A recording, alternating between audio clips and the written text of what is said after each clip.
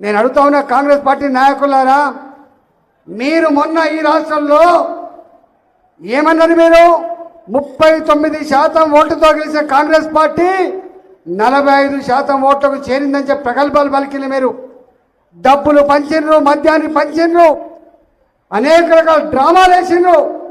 ఎన్ని డ్రామాలు వేసినా కూడా మీకు వచ్చిన ఓట్లు కేవలం 40% అంటే 1% మాత్రమే పెరిగింది తప్ప అంతకంటే ఎక్కువ ఓట్లు పేరలేదు అధికార పార్టీ కాంగ్రెస్కి. కానీ అదే భారతీయ